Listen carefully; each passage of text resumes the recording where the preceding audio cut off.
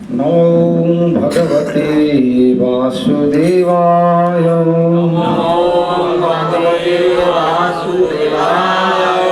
नमो भगवते वासुदेवाय। नारायणं नमस्कृतं नरं चैव नरोत्तमं देवीं सरस्वतीं व्यासां ततो जयमुदीरये। नमस्कृतायेषु अभद्रेषु नित्यं भगवतो सेवया भगवते उत्तम श्लोके भक्तिर्भवति नैष्ठिकी। मुखं करोति वाचालं पङ्गुं लङ्घयति गिरिं यत्कृपातमहं वन्दे परमानन्दमाधवं श्रीचैतन्येश्वरं श्रीगुरुदिनतारिणं। सर्वोपनिषद्गावदुग्धा गोपालनन्दन पार्थवत्स सुधीर्भोक्ता दुग्धं गीतामृतं महत्। जय पतित पावन जगत गुरु शील प्रभुपाद की, पावन शील गुरु महाराज की, समेत गौर भक्तबिंद की, श्री श्री भगवान सिंहदेव आविर्भाव उपलक्ष्य महामहोत्सव की, भक्त श्रेष्ठ प्रहलाद महाराज की, पिताए गौर सीतानाथ प्रेमानंदी। हरे कृष्ण। তাই আমরা আলোচনা করব ভগবান নৃসিংহদেবের সম্বন্ধে। তো এই শ্রীমদ্ ভাগবতের দ্বাদশ স্কন্ধে প্রহ্লাদ মহারাজ এবং ভগবান নৃসিংহদেব সম্বন্ধে আলোচনা করা হয়েছে। তো সেখান থেকে আমি একটা শ্লোক পড়ছি। অধ্যায় সপ্তম স্কন্ধ, স্কন্ধ সপ্তম, অধ্যায় 6, শ্লোক নম্বর 8। এই অধ্যায়ের নাম হচ্ছে দৈত্য বালকদের প্রতি প্রহ্লাদ মহারাজের উপদেশ। দৈত্য বালকদের প্রতি প্রহ্লাদের উপদেশ। শ্লোক 8।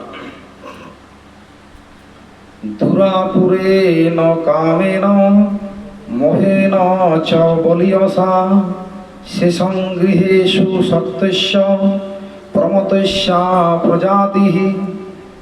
দুরাপুরেণ কামেন মোহেন চ বলিয়সা শেষং গৃহেষু সত্যস্য প্রমতস্য প্রজাতিঃ। দুরাপূরণীয় কথার অর্থ যা কখনো পূর্ণ হয় না। কামেন জড়জগৎকে ভোগ করা তীব্র বাসনা দ্বারা, মোহেন মোহের দ্বারা, চ ও বলিয়সা যা অত্যন্ত প্রবল ও ভয়ঙ্কর। শেষম জীবনের অবশিষ্ট কাল, গৃহেষু গৃহস্থ জীবনে, সত্যস্য অত্যন্ত আসক্ত ব্যক্তি, প্রমতস্য উন্মাদ, প্রপজাতি বৃথা অতিবাহিত হয়। হি বস্তুত পক্ষে। বাংলা অনুবাদ। স্বয়ং প্রহ্লাদ মহারাজ এই কথা বলছেন। কাদেরকে বলছেন না? দৈত্য বালকদিকে বলছেন। দৈত্য বালকদিকে কখন বলছেন না? যখন প্রহ্লাদ স্কুলে পড়াশোনা করেন। কার স্কুলে পড়াশোনা করেন না? দৈত্যদের এক স্কুল ছিল, তার হেডমাস্টার কে ছিল না? দৈত্যগুরু শুক্লাচার্য। শুক্লাচার্যের স্কুলে প্রহ্লাদ পড়াশোনা করছেন। সেইখানে উনি ওনার সহপাঠী দিকে বলছেন। কি বলছেন? সকলে বলার চেষ্টা করবেন। প্রহ্লাদ মহারাজ বলছেন যে যার মন এবং ইন্দ্রিয় অসংযত, তার অতিরিক্ত কামনা এবং প্রবল মোহের ফলে পারিবারিক জীবনে সে প্রতি অত্যন্ত আসক্ত। এই প্রকার উন্মুক্ত ব্যক্তি বাকি জীবনও বিফলে যায়। কারণ সেই কয়েকটি বছর পরেও সেই ভগবত ভক্তিতে যুক্ত হতে পারে না। जय भक्तराज प्रहलाद महाराज की, सर्वबाध विनाश भगवान नरसिंहदेव की, पतित पावन जगत गुरु शील प्रभुपाद की। नमो विष्णुपदाय कृष्णविष्ठाय भूतले श्रीमते जय पताका समेति नामिनी। नमो आचार्य पदाय निताय कृपा पदाय गौर कथा धमदाय नगर ग्राम तारिणी। उपस्थित सब गौर भक्तबृंद, সকল গৌর ভক্তবৃন্দের চরণে আমার শতকোটি দণ্ডবত প্রণাম। এই ভক্তরাজ প্রহ্লাদ মহারাজের কথা বা ভগবান নৃসিংহদেবের কথা বলার মতন যোগ্যতা আমার কোনো রকমেই নাই। এই প্রহ্লাদ মহারাজের কথা হচ্ছেন অনেক অনেক অনেক উন্নত মার্গের, অনেক উচ্চ মার্গের। যেখানে যে কথা বলা হয় তারা অত্যন্ত শুদ্ধ ভক্ত। সেই ভক্তের লেশ মাত্র আমার মধ্যে নেই। তথাপি আমি কিছু বলার আপনাদের সামনে চেষ্টা করছি। কৃপাপূর্বক সকলে মন দিয়ে শোনার চেষ্টা করবেন। হরে কৃষ্ণ। তো এই যে শ্লোকটা আমি এখন পাঠ করে শোনালাম, সেই শ্লোকে কথা বলছেন, কে বলছেন, কে বলছেন বহু? এমাত্র বললাম এই শ্লোকটায় কথা বলছেন প্রহ্লাদ মহারাজ। প্রহ্লাদ মহারাজ কাদেরকে বলছেন? তার সহপাঠীদের বলছেন। প্রহ্লাদ মহারাজ বলছেন, যার মন এবং ইন্দ্রিয় অসংযত, যার মন এবং ইন্দ্রিয় অসংযত, তো আমাদের মন আর ইন্দ্রিয়কে অসংযত বলা হচ্ছে। যার মন অর্থাৎ যারা শুনছেন প্রত্যেকেই, তো তাদের মন এবং ইন্দ্রিয় অসংযত। অসংযত কথার অর্থ কি? যা সংযত নয় তাকে বলা হয় অসংযত। সংযত নয় মানে যা আমার কন্ট্রোলে নেই তাকে বলা হয় অসংযত। আমার নেই, আপনাদের সকলে থাকতে পারে। কার কার ইন্দ্রিয় কন্ট্রোলে আছে? আছে কি? আমাদের ইন্দ্রিয় কন্ট্রোলে নেই। প্রহ্লাদ মহারাজ বলছেন যে যার মন ও ইন্দ্রিয় অসংযত এবং তার অতিরিক্ত কামনা। ভালো করে মন দিয়ে বুঝুন যে যার মনটা এবং ইন্দ্রিয়গুলো সংযত নয়, তার কামনাটা অতিরিক্ত থাকে। যেমন ধরুন এখানে অনেক ধরনের ভোগ রান্না করা হয়েছে, অনেক ধরনের প্রসাদ আছে। আপনার ইন্দ্রিয় চাইছে যে আমি খাবো, আপনার জিহাটা চাইছে যে আমি খাবো, আমার মন চাইছে এটা খেতে পেলে ভালো হতো। যখন আমি এটা খেতে পাচ্ছি না, তখন আমার কি হচ্ছে? কামনা জাগছে, আমার কামনা জাগছে আমি এটা খাবো। তো যখন আমি খাইতে পাচ্ছি না, এই জিনিসটা খেতে পাচ্ছি না, তখন কি হচ্ছে? কামনাটা অতিরিক্ত থেকে যাচ্ছে। থাকছে কি থাকছে না? তা আমার কামনাটা অতিরিক্ত থাকছে। তারপরে কি বলছে প্রহ্লাদ মহারাজ? না প্রবল মোহের ফলে পারিবারিক জীবনের প্রতি সে অত্যন্ত আসক্ত। তো যাদের এরকম অবস্থা, তাদের কি পারিবারিক জীবন অত্যন্ত আসক্ত থাকে, পরিবার নিয়ে তারা খুব ব্যস্ত থাকে। তারা পরিবারের প্রতি এতটাই আসক্ত যে বাইরের জগৎকে তারা দেখতে চায় না। বাইরে কি হচ্ছে দেখার দরকার না, আমি আমার পরিবারে ঠিক আছি। তো এই প্রকার উন্মত্ত ব্যক্তি, প্রহ্লাদ মহারাজ দাদি কির কার সঙ্গে তুলনা করছেন? উন্মত্ত। উন্মত্ত কথার অর্থ কি?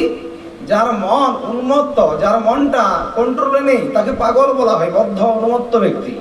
সেই উন্মত্ত ব্যক্তির বাকি জীবনটাও বিফলে যায়।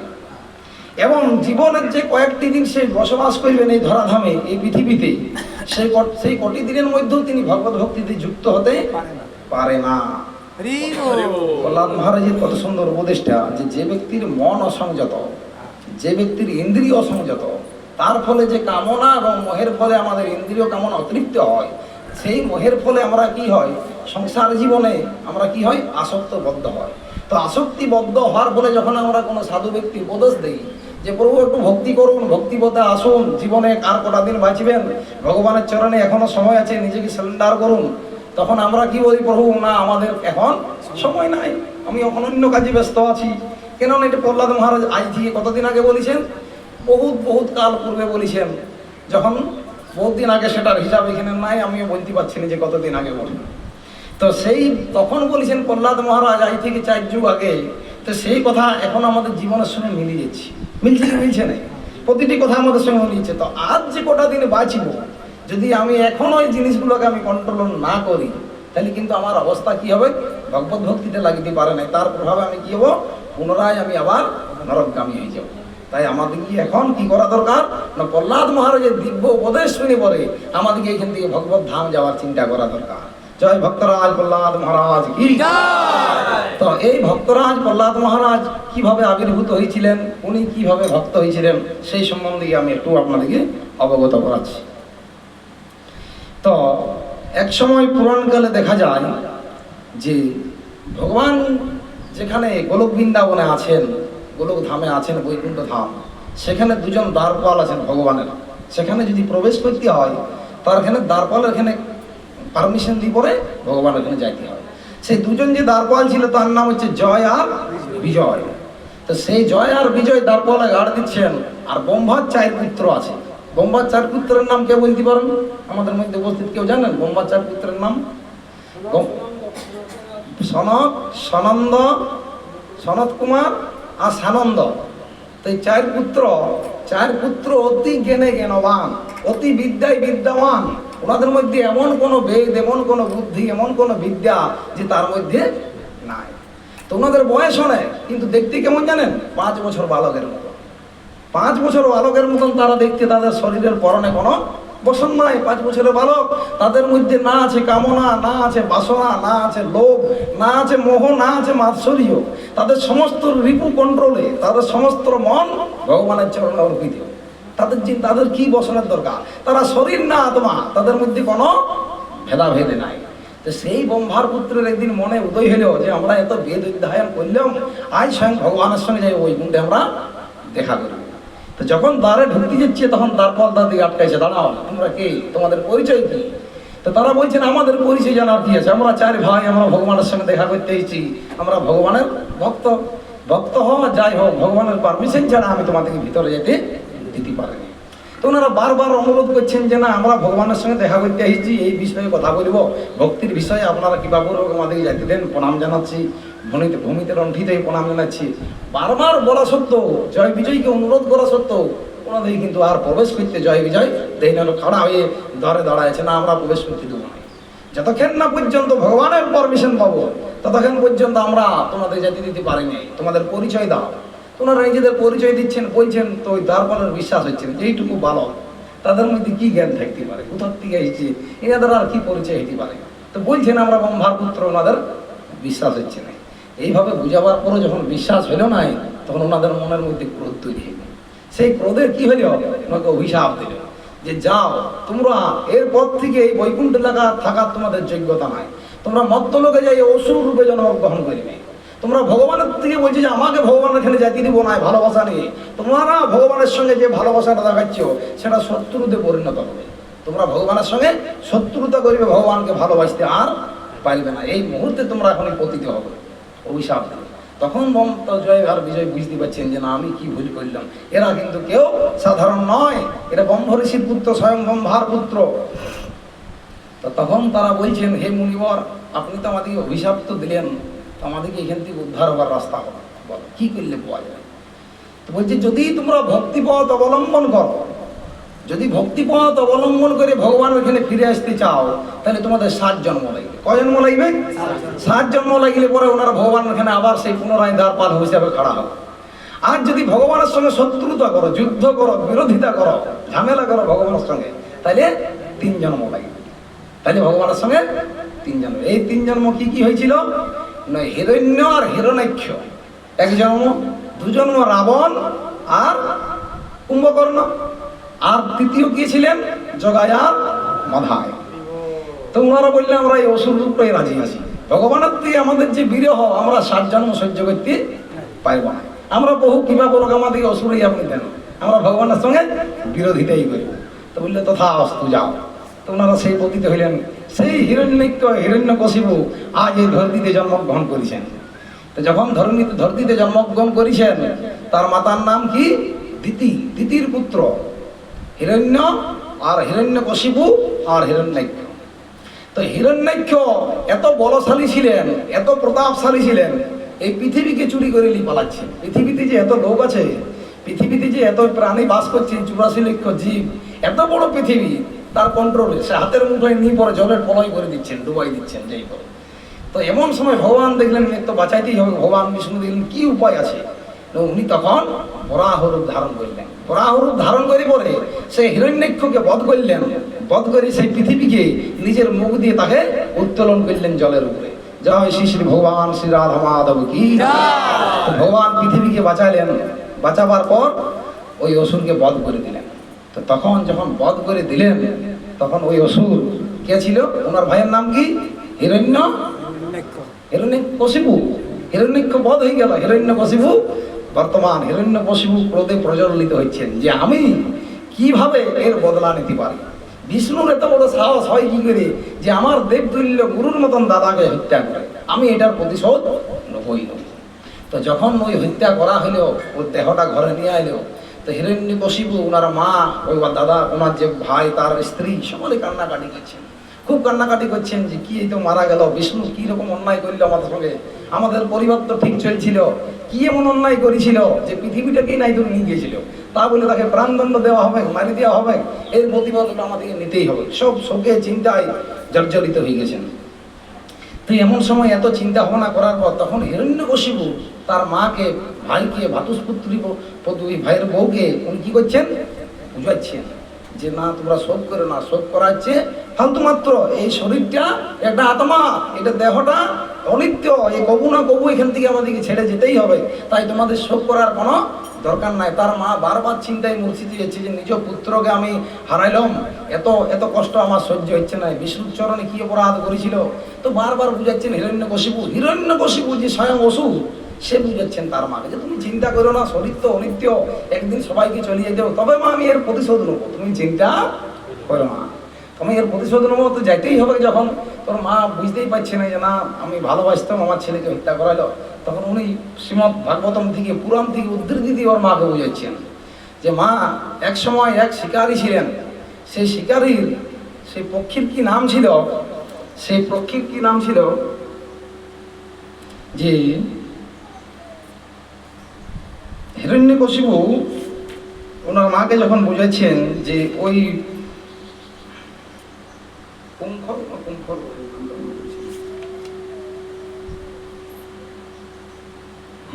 কুলিঙ্গ, তো ওই কুলিঙ্গ পক্ষী একজন শিকারী ছিলেন, কুলিঙ্গ পক্ষী ধরতে গেছেন।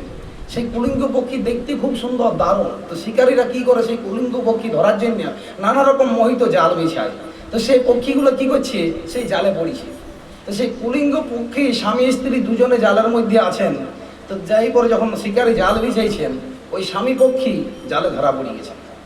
জালে ধরা পড়েছেন, সেই শিকারী বান মারি পরে সেই পাখিটাকে হত্যা করে দিলেন।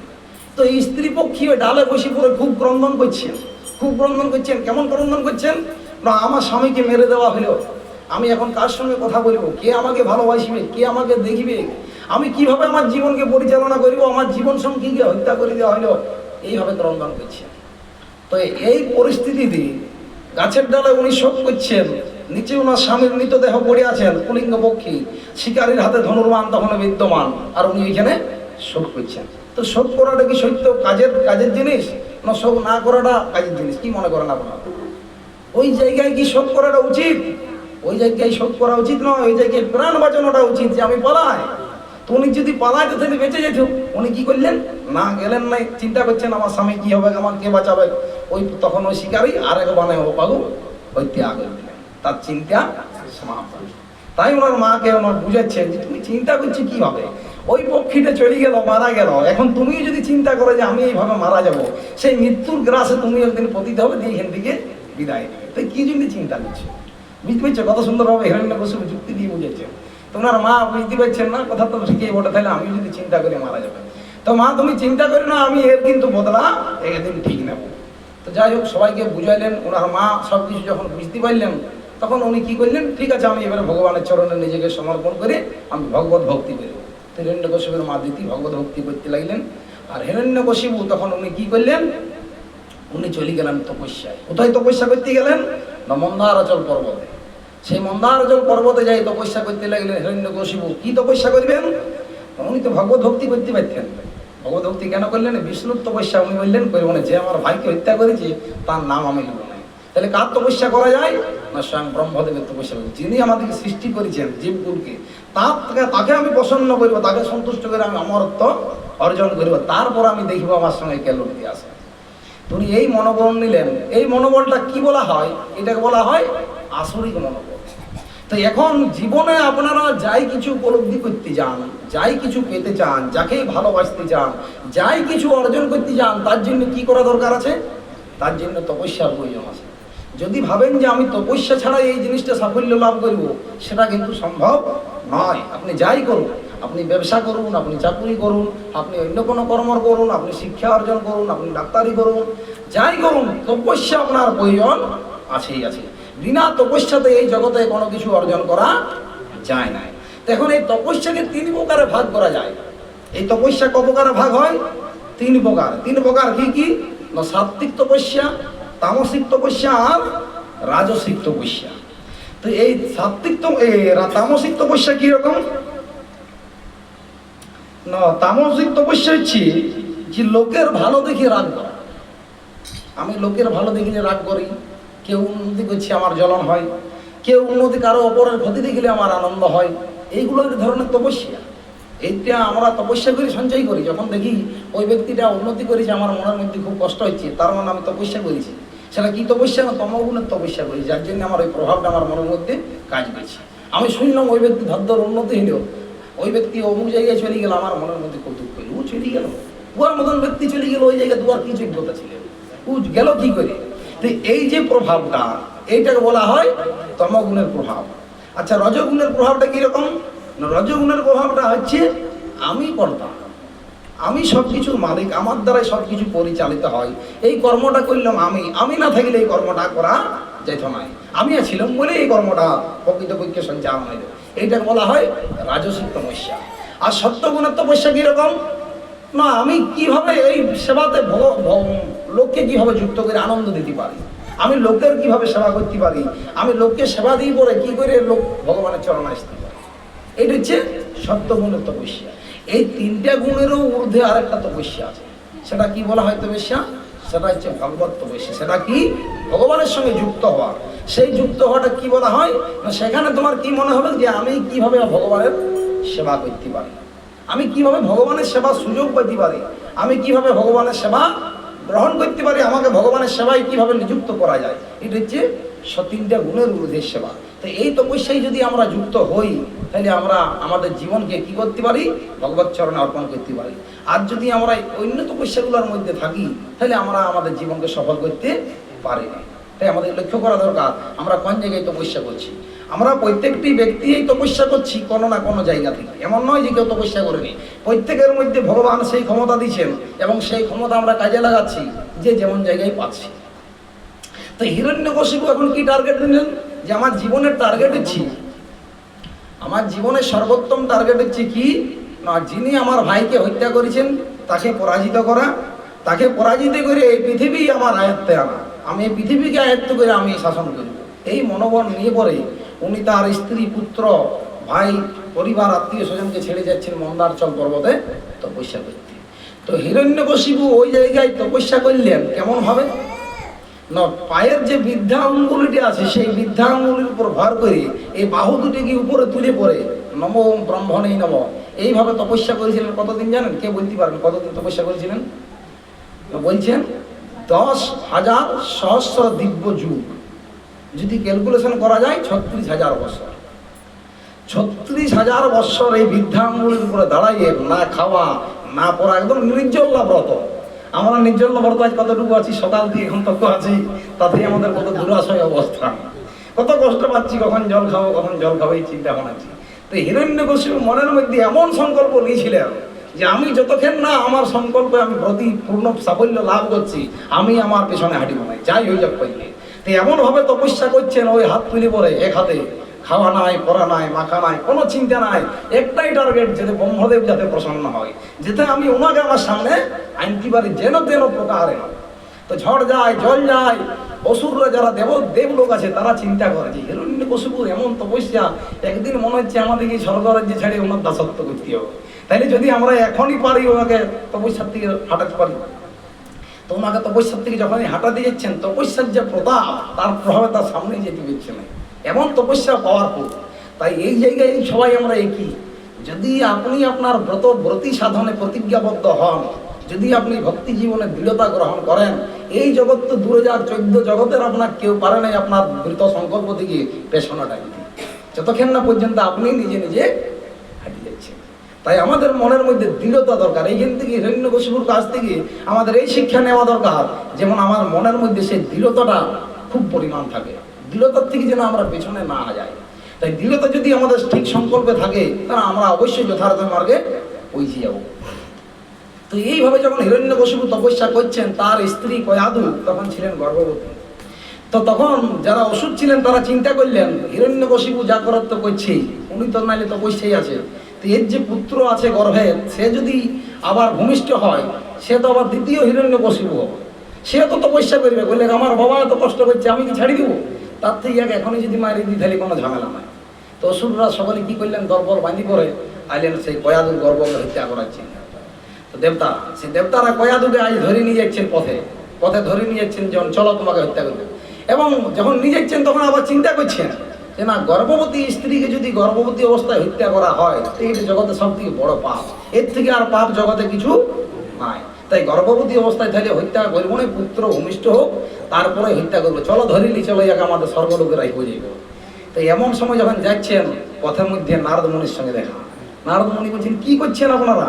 আপনারা দেবত্ব লোক, আপনাদের কর্ম অন্যরকম, আপনারা এই অসুর পত্নীকে নিয়ে কি ঝামেলা বাজাচ্ছেন? যে না, আমরা কোনো ঝামেলা করতে যাই না, এনার গর্বে যে আসছি সেই সন্তান আমাদেরকে হয়তো এখান থেকে ঝামেলা করে আমাদেরকে স্বর্গচ্যুত করছে, তাই আমরা এখনই অবিলম্বে না হত্যা করতে চাই। তো নারদ মুনি ইচ্ছেন শুদ্ধ বৈষ্ণব, তখন উনি বললেন না, এই ধরনের কাজ আপনাদের উচিত নয়, আপনারা দেবতা, আপনারা ভগবানের সাধন ভজন করুন, এইসব নিয়ে কেন চিন্তা করছেন? আপনাদের উচিত যে আপনারা ভগবানের সেবায় চিন্তা করা দরকার, কাকে হত্যা করবো, কাকে মারবো, এগুলো কি স্বভাব? নারদ মুনির কথাতে তারা ব্যাক যাচ্ছে না। আবার তো ওখানে নারদ মুনি কথা দিলেন যে দাও, তোমাদেরকে আমি নির্ভয় দান করছি, এর গর্ভে যা পুত্র আছে আমি তাকে, এই মাতাকে আমার সঙ্গে নিয়ে যাচ্ছি, আর এই গর্ভে যে পুত্র আছে তাকে আমি শুদ্ধ বৈষ্ণবে পরিণত করব। নারদ মুনি কথা দিলেন, যতই অসুর কুলের হোক কেন নয়, আমি তাকে কথা দিলাম যে আমি শুদ্ধ বৈষ্ণবে পরিণত করব। তাহলে এখন কয়াদু চলে গেল নারদ মুনির আশ্রমে, আর হিরণ্যকশিপু তপস্যায় লীন আছেন। তো এমন তপস্যা তার প্রবল, যত দিন যায় তপস্যার প্রবল হয়, এমন তপস্যা করছেন যে হাতের মধ্যে যে শরীরের, আমাদের শরীরের যে মাংসটুকু আছে, চামড়া গলি যায়, চামড়াটা গলি যায়, আস্তে আস্তে মাংস গলি যায়, সিন হয়ে যায়, তার প্রাণবায়ুটাকে হাড়ের মধ্যে কেবলমাত্র ধরে রাখে, কঙ্কাল এধার উধার দেখা যাচ্ছে। তখনও কিন্তু হিরণ্যকশিপু অর্ধ হাত উপর দিকে কিন্তু সেই ব্রহ্মদেবের তপস্যা করছে। এমন সময় পিঁপড়ি লেগে যায়, আমরা দেখি না টিলা হয়ে যায়, উই লেগে যায় শরীরের মধ্যে, উই সমস্ত টিলায় মাংস টাংস কিচ্ছু নাই শরীরে, কঙ্কালটা কেবলমাত্র দাঁড়ায় আছে। এত তপস্যার প্রতাপ, তার কহবে তার মাথার উপর দিয়ে অগ্নি প্রজ্বলিত হচ্ছে, আর অগ্নির যে প্রতাপ, সেই 14 লোক উপরে যে সপ্ত লোক আছে তারা সেই তাপে দীপ্তমান থাকতে পারছে না। তো তারা থাকতে পারছে না, ব্রহ্মদেবের ইচ্ছা নাই যে আমি অসুরের কাছে যাব, তথাপি বাধ্য, তারা বলছেন প্রভু আপনি যান, ওই ব্যক্তি এত তপস্যা করছেন, ওনার প্রতাপ আমরা থাকতে পারছি না, আর আপনি এখনো বসে আছেন, প্রভু কৃপা পূর্বক যাই ওনাকে দর্শন দেন। তো ব্রহ্মদেব আসতে বাধ্য, হিরণ্যকশিপুর কাছে আইলেও আসি বলে যে বৎস আসো, তুমি চোখ খুলো।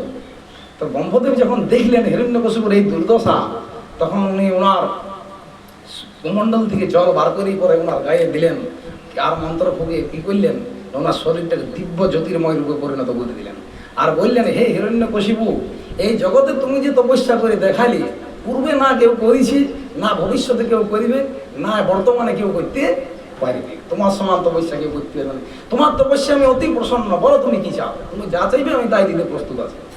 তখন ব্রহ্মদেবকে বলছেন হিরণ্যকশিপু, হে প্রভু, আপনি তো আমার মনের বাসনা সবাই জানেন, আমি আর কি চাইব, আমি শুধু এটুকুই চাই যে আমাকে কেবলমাত্র অমরত্ব দান করুন, বাকি আমি আর কিছু চাই না, আমার একটাই বল। ব্রহ্মদেব বললেন, হে বৎস, আমি নিজেই অমর নই, আমাকেও একদিন কালের প্রভাবে এখান থেকে বিদায় নিতে হবে, আমিও চলে যাব, আমারও সীমিত আয়ু আছে, তা আমি যদি যেটা আমার নিজের নয় সেটা আমি তোমাকে কি করে দিতে পারবো, তাই তুমি অন্য কিছু চাও আমি তোমাকে দেবো, কি চাই বলো। হিরণ্যকশিপু বললেন, না, আমি এত কষ্ট তপস্যা করেছি কেবলমাত্র অমরত্বের জন্য, আমি আর অন্য কিছু চাই না, আমাকে যদি পারেন তো অমরত্ব দেন, আর যদি না পারেন তো আপনি যেতে পারেন। তো এই কথা শুনে পরে ব্রহ্মদেব চিন্তায় পড়ে গেলেন, আমি কি করব। ব্রহ্মদেব বারবার বুঝাবার চেষ্টা করছেন যে না, আমার ক্ষমতার বাইরে, আমি নিজেই সেই জায়গায় নাই, তো আমি তোমাকে কিভাবে সেই অমরত্ব দান করতে পারবো, দায়িত্ব দাও।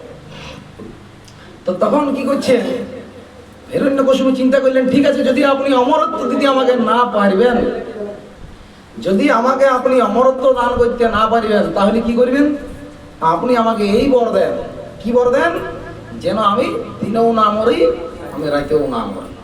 ব্রহ্মদেব বললেন, তথা যা সন্তুষ্ট হয়েছে, না আরো আছে, আরো কি আছে না, আপনার তৈরি যত জীবকুল তৈরি হয়েছে, আপনার দ্বারা যা সৃষ্ট হয়েছে এই জগতে, তার আমি কোনো দ্বারাই আমাকে যেন কেউ হত্যা করতে না পারে। ব্রহ্মদেব বললে, সন্তুষ্ট, আমি ঘরেও মরিব নাই, আমি বাইরেও মরিব। আপনার যা সমস্ত অস্ত্র আছে, যা অস্ত্রাগার আছে এই ধরতিতে, সেই অস্ত্র দিয়েও আমি হত্যা হবো না, না অস্ত্র হত্যা হবো, না শস্ত্র হত্যা হবো, আমি কোনো কিছুতেই হত্যা হবো না, আমি জলে না হবো, না আমি স্থলে না হবো। তো এইভাবে উনি সমস্ত বর চাইলেন। সে বরটা যদি হিসাব করা যায়, তাহলে সে ক্যালকুলেশন করলে দেখা যায় সেটা এক প্রকার অমরত্ব, যে দিনে মরিবে নয়, যে রাতে মরিবে না, যে স্থলে নয়, যে উপরে নয়, কোনো পশুর দ্বারাই নয়, কোনো দানবের দ্বারাই নয়, কোনো মানুষের দ্বারাই নয়, তো সে তো অমর। তো তখন ব্রহ্মদেব বললেন, তথা আমি এটা দিতে রাজি আছি, ঠিক আছে। হিরণ্যকশিপু বললেন, আমি এইটাতে প্রসন্ন ব্রহ্মদেব, এইবার আপনি আসতে পারেন।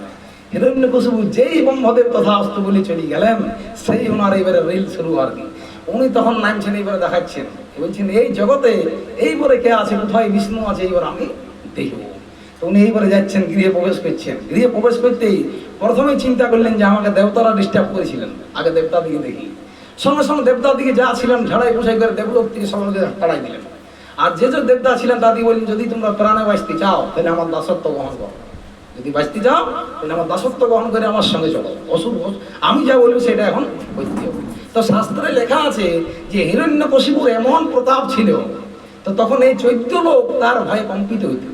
সূর্যদেব তখন পশ্চিম দিকে উঠতেন, উদিত হইতেন, আর পূর্ব দিকে অস্ত যাইতেন। তখন যারা পাপ করতেন তারা স্বর্গবাস করতেন, আর যারা পুণ্য করতেন তারা নরকগামী হইতেন। যারা ভগবানের নাম করতেন তাদেরকে তৎক্ষণাৎ মারি দেওয়া হতো, আর যারা হিরণ্যকশিপুর জয়গান করতেন তারা স্বর্গলোকে যেতেন। তারা এইভাবে হিরণ্যকশিপুর প্রতাপ ছিল, কারো বলার কিছু নাই।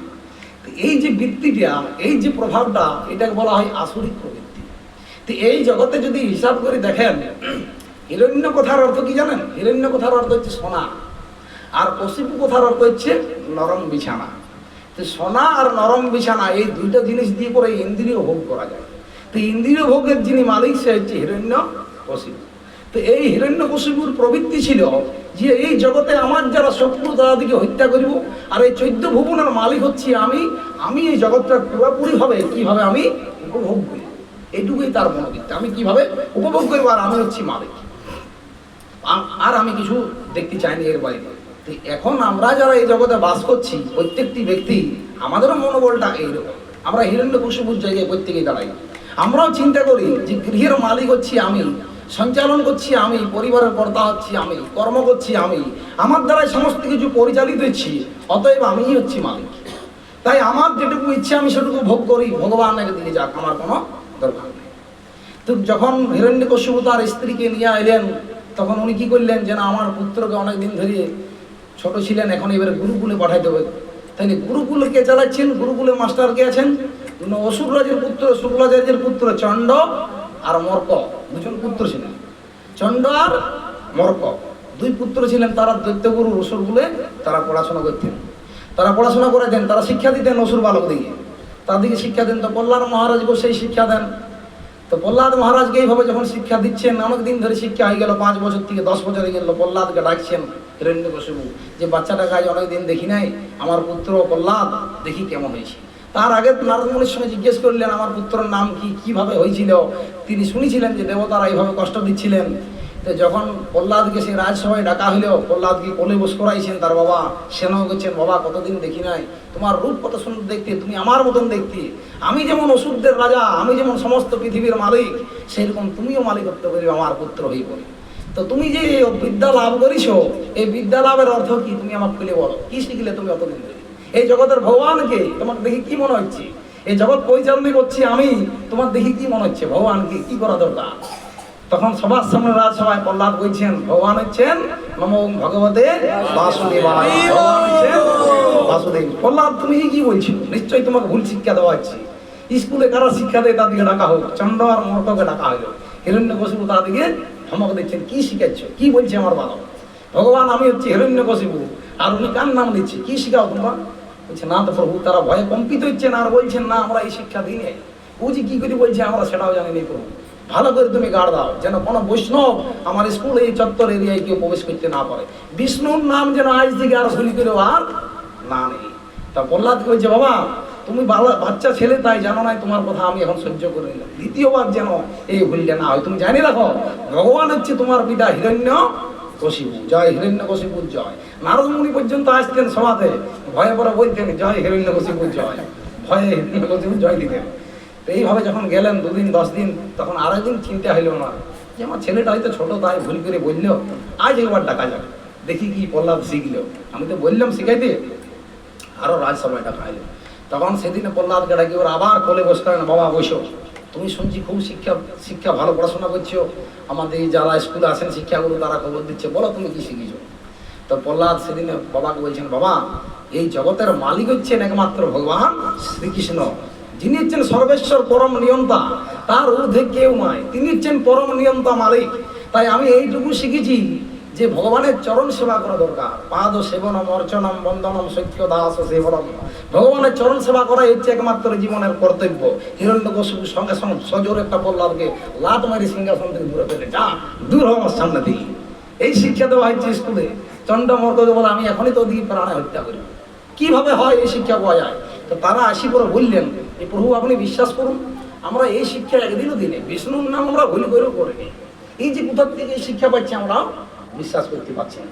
এই শিক্ষা উনি পূর্বেই পাইছিলেন যখন ওই কয়াদু ছিলেন নারদ মুনির কাছে। নারদ মুনি এখানে সমস্ত কথাবার্তা উনি ওইখানে শুনেছিলেন যে ভগবানকে কিভাবে জগৎ পরিচালনা হয়, জীবনের অস্তিত্ব কতটুকু, আমি কে, কি করলে ভগবত ভক্তি লাভ হয়, সেটা প্রহ্লাদ ভালোভাবে জানতেন। তো প্রহ্লাদ মহারাজ তার সহপাঠী দিকে বলছেন, তার সহপাঠীরা যখন ছিলেন স্কুলে, তো কখন বলতেন, যখন স্কুলে মাস্টার চলে যেত, দুপুরবেলায় টিফিন দেওয়া হয়, টিফিনের পরে যখন বাকি ছেলেগুলো সব চলে যেত এখান থেকে, কোথাও চলে যেত না, যখন নিজে নিজে মাস্টার চলে যেত, নিজে নিজে টিফিন করতেন, তখন প্রহ্লাদ কি বলতেন সমস্ত বালক দিকে যে হে বন্ধু, হে সখা, যদি তোমরা জীবনে ভক্তি করতে চাও, জীবনের যদি সার্থকতা করতে চাও, তাহলে তোমরা কি বলো না, বলো কৃষ্ণ, ভজ কৃষ্ণ, কর কৃষ্ণের শিক্ষা, এই হরিণ্যকশিপুর শিক্ষা বাদ দাও। এই শিক্ষা যদি গ্রহণ করো অরগামী হয়ে যাবে, আর যদি ভগবান শ্রীকৃষ্ণের শিক্ষা গ্রহণ করো তাহলে তোমরা ঊর্ধ্বগামী হবে। তো কি বলো, কেবাপূর্বক সকলেই আমার সঙ্গে বাহু তুলে হরে কৃষ্ণ হরে কৃষ্ণ কৃষ্ণ কৃষ্ণ হরে হরে, হরে রাম রাম রাম হরে হরে। প্রহ্লাদ এইভাবে যখন শিক্ষা দিচ্ছেন, তার সেই ক্লাসের জন্য মাস্টার আবার ক্লাস লিবার জন্য ঢুকছেন, চন্ড আর মার্ক দেখছে প্রহ্লাদ হরিনাম করছে, এত বড় সাহস। প্রহ্লাদ, তুমি রাজার পুত্র, তুমি হরিনাম করছো, চলো তোমাকে ধরি এখনই রাজার কাছে নিয়ে যাবো।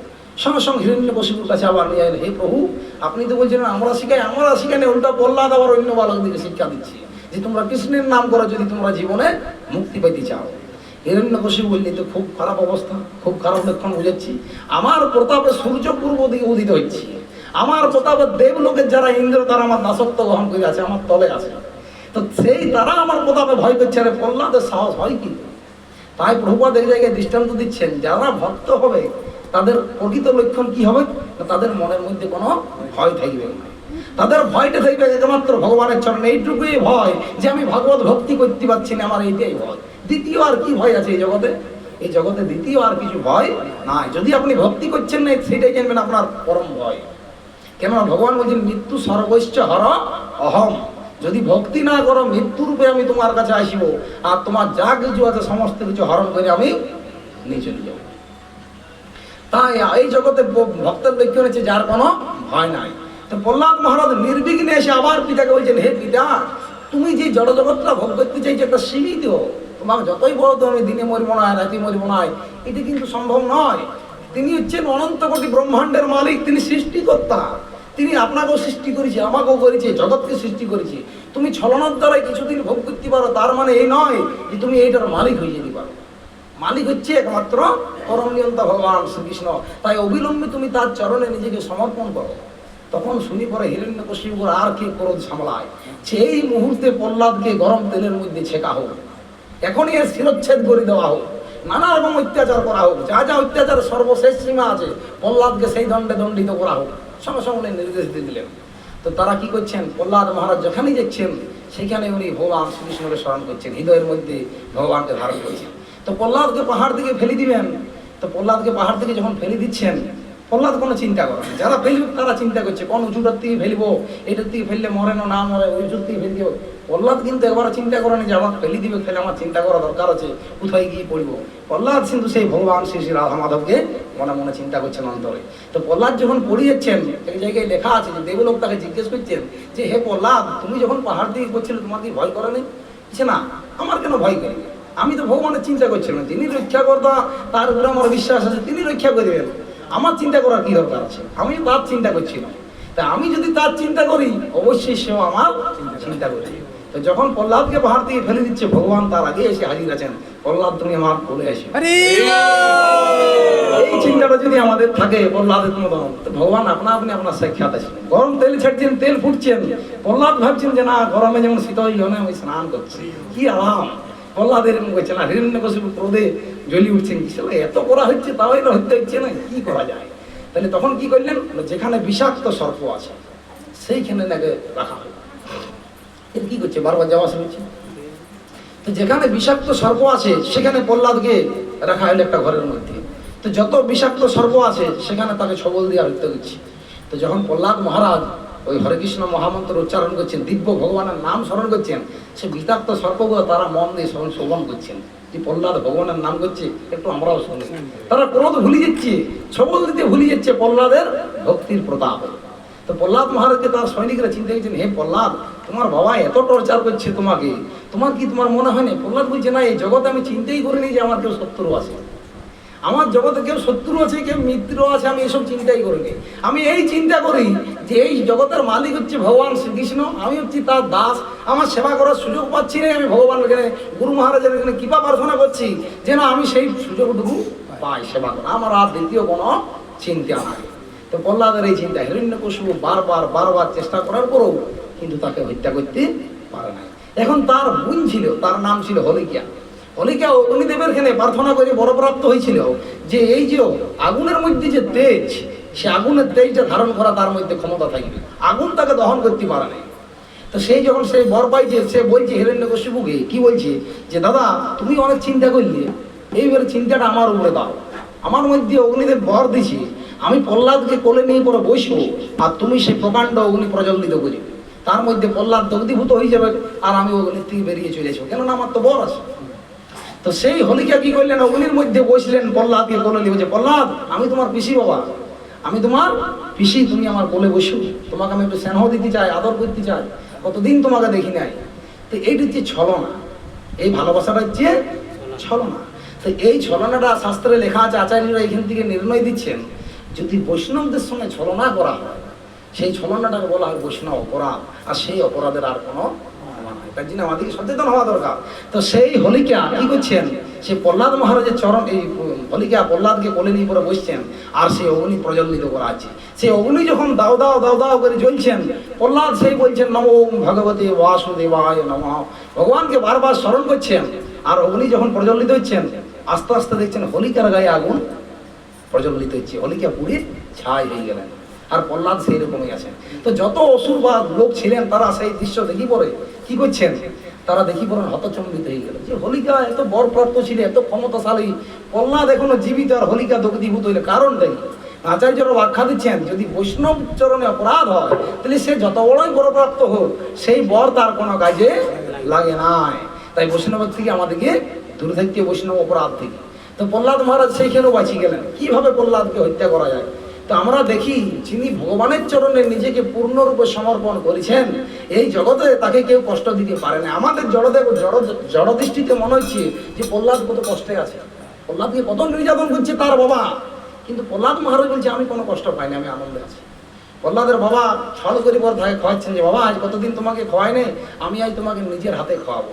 সে দারুণভাবে বিষ মাখাইছে, যে বিষের গন্ধ নিলে পরে সঙ্গে সঙ্গে মানুষ মারা যায়, সেটা প্রহ্লাদকে মুখে তুলে দিচ্ছেন। প্রহ্লাদ সেই বিষ খেয়ে পড়ো, সকালে যখন বাবাকে ডাকছে, প্রহ্লাদ উঠো, প্রহ্লাদ উঠে বসছেন। হিরণ্যকশিপু দেখে চমকে যাচ্ছেন যে কাল এত দামি বিষ খাওয়াইলাম, এখনো প্রহ্লাদ জীবিত কি করে।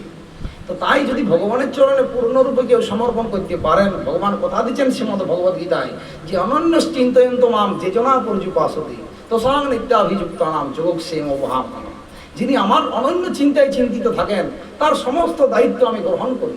যার প্রাপ্ত বস্তু যেটা আছে সেটা আমি সংরক্ষণ করি, আর যেটা অপ্রাপ্ত বস্তু সেটা আমি তাকে দান করি।